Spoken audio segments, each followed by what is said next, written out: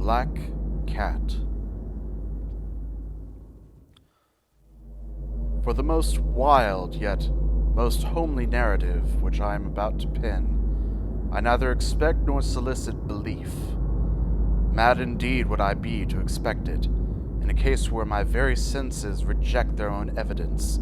Yet mad I am not, and very surely do I not dream.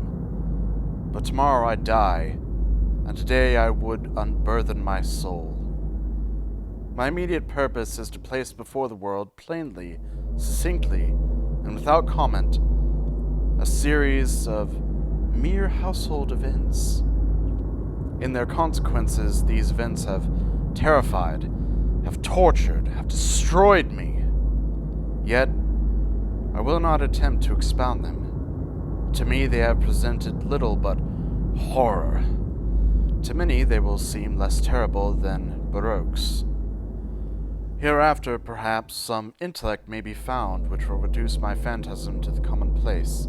Some intellect more calm, more logical, and far less excitable than my own, which will perceive in the circumstances I detail with awe nothing more than an ordinary succession of very natural causes and effects. From my infancy I was noted for the docility and humanity of my disposition. My tenderness of heart was even so conspicuous as to make me the jest of my companions. I was especially fond of animals, and was indulged by my parents with a great variety of pets. With these I spent most of my time, and never was so happy as when feeding and caressing them. This peculiarity of character grew with my growth, and, in my manhood, I derived from it one of my principal sources of pleasure. To those who have cherished an affection for a faithful and sagacious dog, I need hardly be at the trouble of explaining the nature or the intensity of the gratification thus derivable. There is something in the unselfish and self-sacrificing love of a brute, which goes directly to the heart of him who has had frequent occasion to test the paltry friendship and gossamer fidelity of mere man. I married early, and was happy to find in my wife a disposition not uncongenial with my own. Observing my partiality for domestic pets, she lost no opportunity of procuring those of the most agreeable kind. We had birds, goldfish, a fine dog, rabbits, a small monkey, and a cat. This latter was a remarkably large and beautiful animal, entirely black, and sagacious to an astonishing degree. In speaking of his intelligence, my wife, who at heart was not a little tinctured with superstition, made frequent allusion to the ancient popular notion which regarded all black cats as witches in disguise. Not that she was ever serious upon this point, and I mentioned the matter at all for no better reason than that it happens just now to be remembered. Pluto, this was the cat's name, was my favorite pet and playmate. I alone fed him, and he attended wherever I went about the house. It was even with difficulty that I could prevent him from following me through the streets. Our friendship lasted in this manner for several years, during which my general temperament and character, through the instrumentality of the fiend Intemperance, had, I blush to confess it, experienced a radical alteration for the worse. I grew day by day more moody, more irritable, more regardless of the feelings of others. I suffered myself to use intemperate language to my wife. At length I even offered her personal violence. My pets, of course, were made to feel the change in my disposition. I not only neglected, but ill-used them. For Pluto, however, I still retained sufficient regard to restrain me from maltreating him, as I made no scruple of maltreating the rabbits, the monkey, or even the dog, when by accident or through affection they came in my way.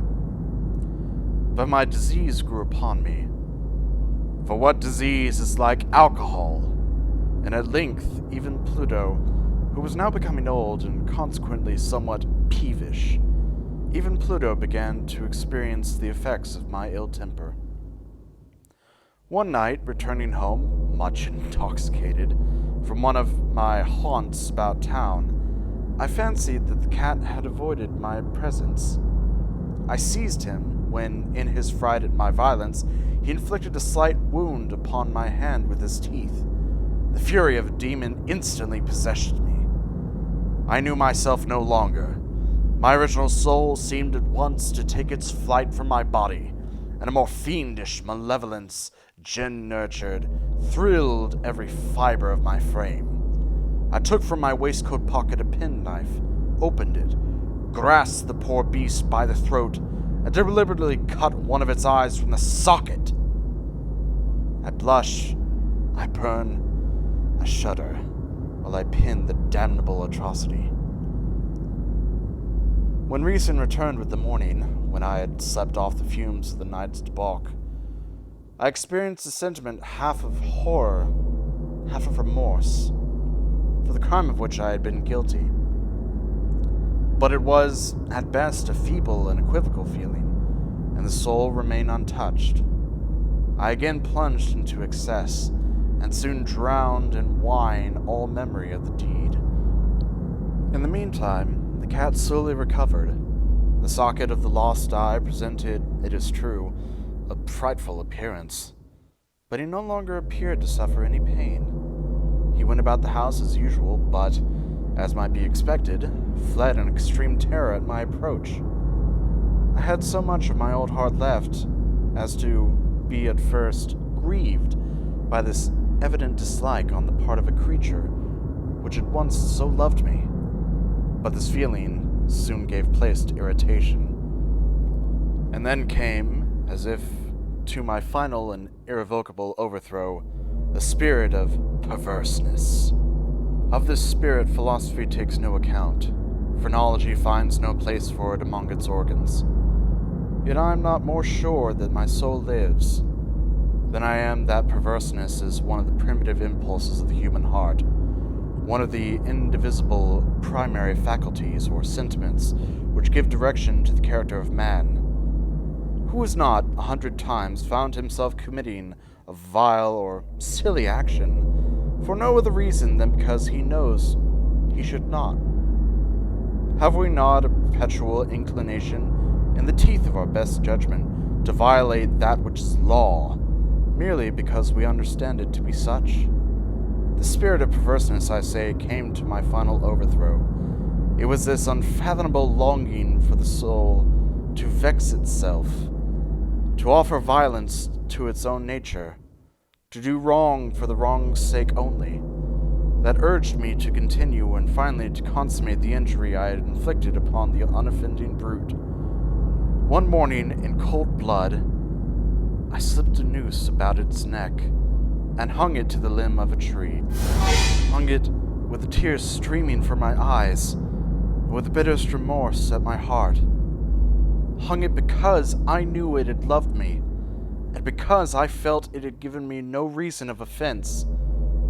Hung it because I knew that in so doing I was committing a sin, a deadly sin that would so jeopardize my mortal soul as to place it, if such a thing were possible, even beyond the reach of the infinite mercy of the most merciful and most terrible God. On the night of the day on which this cruel deed was done, I was aroused from sleep by the cry of fire. The curtains of my bed were in flames. The whole house was blazing. It was with great difficulty my wife, a servant, and myself made our escape from the conflagration. The destruction was complete. My entire worldly wealth was swallowed up, and I resigned myself thenceforward to despair. I am above the weakness of seeking to establish a sequence of cause and effect between the disaster and the atrocity, but I am detailing a chain of facts, and wish not to leave even a possible link imperfect. On the day succeeding the fire, I visited the ruins. The walls, with one exception, had fallen in. This exception was found in a compartment wall, not very thick, which stood about the middle of the house, and against which had rested the head of my bed. The plastering had here, in great measure, resisted the action of the fire, a fact which I attributed to its having been recently spread. About this wall, a dense crowd were collected, and many persons seemed to be examining a particular portion of it with very minute and eager attention. The words "strange," "singular," and other similar expressions excited my curiosity. I approached and saw, as if graven in bas relief upon the white surface, the figure of a gigantic cat. The impression was given with an accuracy truly marvelous. There had been a rope about the animal's neck. When I first beheld this apparition, for I could scarcely regard it as less, my wonder and my terror were extreme. But at length, reflection came to my aid. The cat, I remembered, had been hung in a garden adjacent to the house. Upon the alarm of fire, this garden had been filled immediately by the crowd, by someone of whom the animal must have been cut from the tree and thrown through an open window into my chamber. This had probably been done with the view of arousing me from sleep. The falling of other walls had compressed the victim of my cruelty into the substance of the freshly spread plaster, the lime of which, with the flames and the ammonia from the carcass, had then accomplished the portraiture as I saw it. Although I thus readily accounted to my reason, if not altogether to my conscience, for the startling fact just detailed, it did not the less fail to make a deep impression upon my fancy.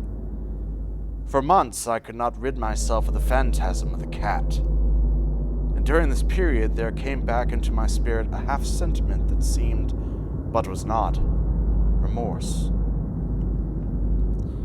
I went so far as to regret the loss of the animal, and to look about me among the vile haunts which I now habitually frequented for another pet of the same species, and of somewhat similar appearance, with which to supply its place.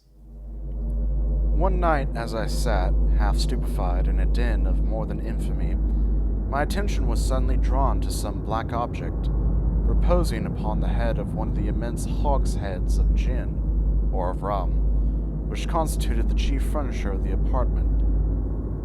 I had been looking steadily at the top of this hogshead for some minutes, and what now caused me surprise was the fact that I had not sooner perceived the object thereupon.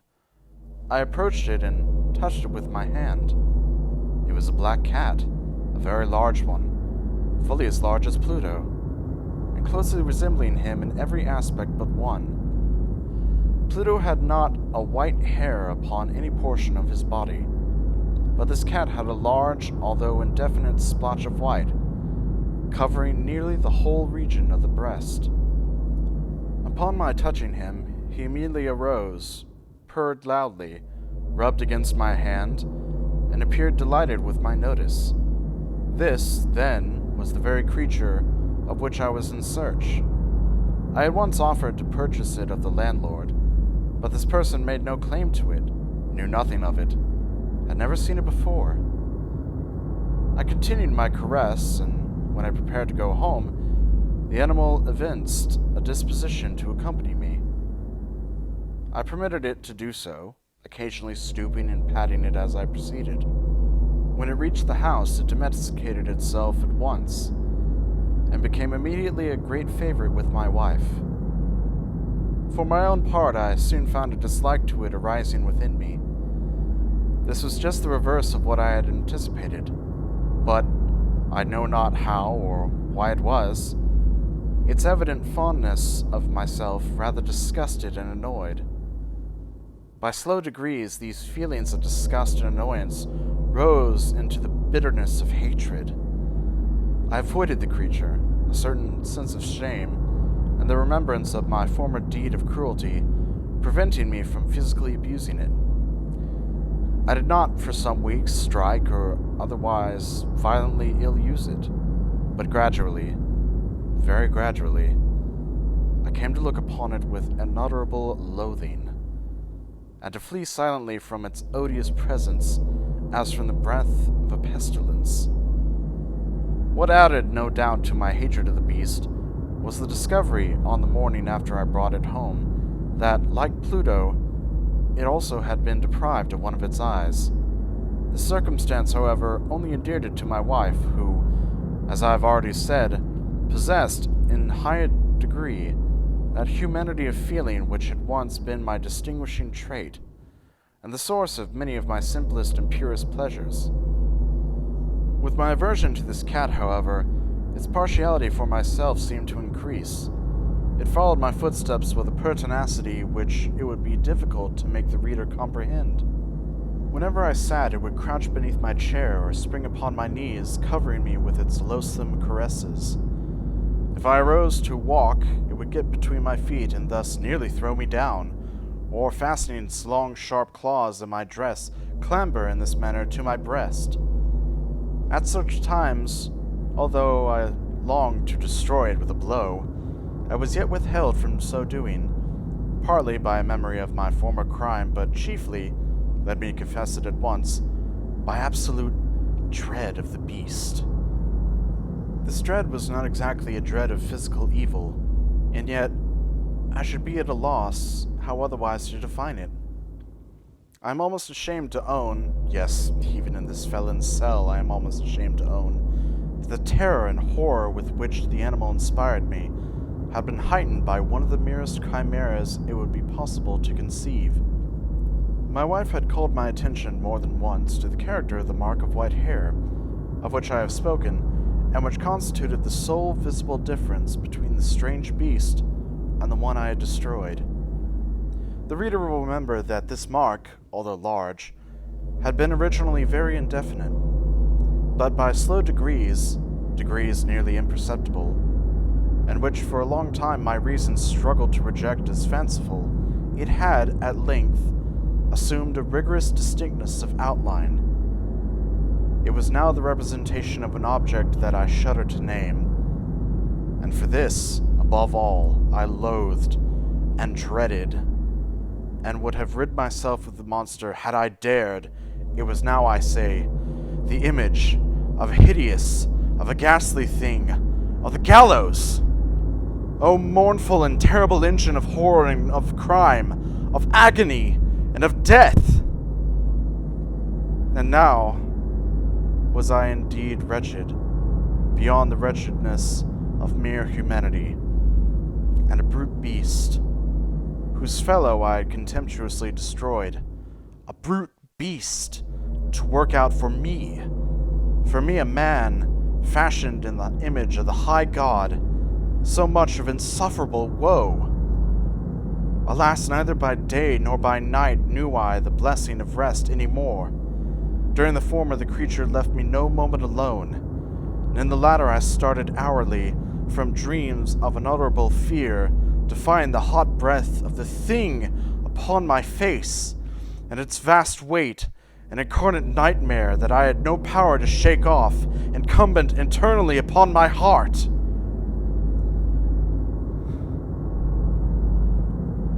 Beneath the pressure of torments such as these, the feeble remnant of the good within me succumbed. Evil thoughts became my sole intimates, the darkest and most evil of thoughts. The moodiness of my usual temper increased to hatred of all things and of all mankind, while from a sudden, frequent, and ungovernable outbursts of a fury to which I now blindly abandoned myself, my uncomplaining wife, alas, was the most usual and the most patient of sufferers. One day she accompanied me upon some household errand into the cellar of the old building which our property compelled us to inhabit. The cat followed me down the steep stairs, and, nearly throwing me headlong, exasperated me to madness. Uplifting an axe and forgetting, in my wrath, the childish dread which had hitherto stayed my hand, I aimed a blow at the animal which, of course, would have proved instantly fatal had it descended as I wished. But this blow was arrested by the hand of my wife. Goaded by the interference into a rage more than demoniacal, I withdrew my arm from her grasp and buried the axe in her brain. She fell, dead, upon the spot, without a groan. This hideous murder accomplished, I set myself forthwith, and with entire deliberation to the task of concealing the body.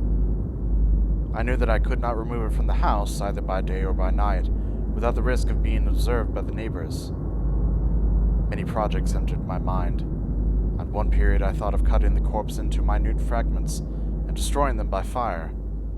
At another I resolved to dig a grave for it in the floor of the cellar.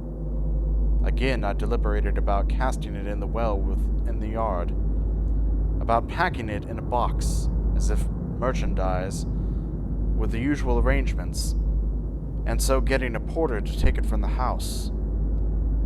Finally, I hit upon what I considered a far better expedient than either of these.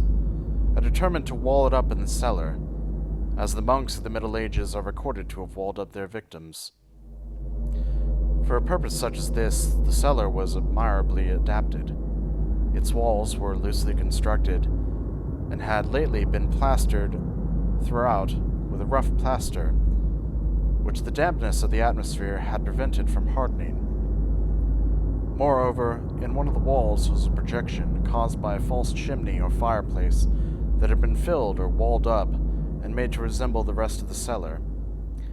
I made no doubt that I could readily displace the bricks at this point, insert the corpse, and wall the whole up as before, so that no eye could detect anything suspicious. And in this calculation I was not deceived. By means of a crowbar I easily dislodged the bricks, and having carefully deposited the body against the inner wall, I propped it in that position, while, with little trouble, I relaid the whole structure as it originally stood. Having procured mortar, sand, and hair, with every possible precaution, I prepared a plaster which could not be distinguished from the old, and with this I very carefully went over the new brickwork. When I had finished, I felt satisfied that all was right. The wall did not present the slightest appearance of having been disturbed. The rubbish on the floor was picked up with the minutest care. I looked around triumphantly and said to myself, "Here at least, then, my labor has not been in vain." My next step was to look for the beast which had been the cause of so much wretchedness, for I had at length firmly resolved to put it to death. Had I been able to meet with it at the moment, there could have been no doubt of its fate, but it appeared that the crafty animal had been alarmed at the presence of my previous anger, and forbore to present itself in my present mood. It is impossible to describe or to imagine the blissful sense of relief which the absence of the detested creature occasioned in my bosom. It did not make its appearance during the night, and thus for one night at least, since its introduction into the house, I soundly and tranquilly slept. I slept, even with the burden of murder upon my soul. The second and the third day passed, and still my tormentor came not. Once again I breathed as a free man. The monster in terror had fled the premises forever. I should behold it no more. My happiness was supreme. The guilt of my dark deed disturbed me but little. Some few inquiries had been made, but these had been readily answered. Even a search had been instituted, but of course nothing was to be discovered. I looked upon my future felicity as secured. Upon the fourth day of my assassination, a party of the police came, very unexpectedly, into the house, and proceeded again to make rigorous investigation of the premises. Secure, however, in the inscrutability of my place of concealment, I felt no embarrassment whatever. The officers bade me accompany them in their search. They left no nook or corner unexplored. At length, for the third or fourth time, they descended into the cellar. I quivered not in a muscle. My heart beat calmly as that of one who slumbers in innocence. I walked the cellar from end to end. I folded my arms upon my bosom, and roamed easily to and fro. The police were thoroughly satisfied and prepared to depart. The glee at my heart was too strong to be restrained. I burned to say, if but one word, by way of triumph, and to render doubly sure their assurance of my guiltlessness. "Gentlemen," I said at last, as the party ascended the steps, "I delight to have allayed your suspicions. I wish you all health and a little more courtesy. By the by, gentlemen, this is a very well-constructed house." In the rabid desire to say something easily, I scarcely knew what I uttered at all. "I may say an excellently well-constructed house. These walls— are you going, gentlemen? These walls are solidly put together." And here, through the mere frenzy of bravado, I rapped heavily with a cane which I held in my hand upon that very portion of the brickwork behind which stood the ghastly corpse of the wife of my bosom. "But may God shield and deliver me from the fangs of the arch-fiend!" No sooner had the reverberation of my blows sunk into silence than I was answered by a voice from within the tomb, by a cry at first muffled and broken, like the sobbing of a child, and then quickly swelling into one long, loud, and continuous scream, utterly anomalous and inhuman, a howl, a wailing shriek, half of horror and half of triumph, as such as might have arisen only out of hell, conjointly from the throats of the damned in their agony, and of the demons that exult in the damnation. Of my own thoughts it is folly to speak. Swooning, I staggered to the opposite wall. For one instant the party upon the stairs remained motionless, through extremity of terror and of awe. In the next, a dozen stout arms were toiling at the wall. It fell bodily. The corpse, already greatly decayed and clotted with gore, stood erect before the eyes of the spectators. Upon its head, and with red extended mouth and solitary eye of fire, sat the hideous beast whose craft had seduced me into murder, and whose informant voice had consigned me into the hangman. I had walled the monster up within the tomb!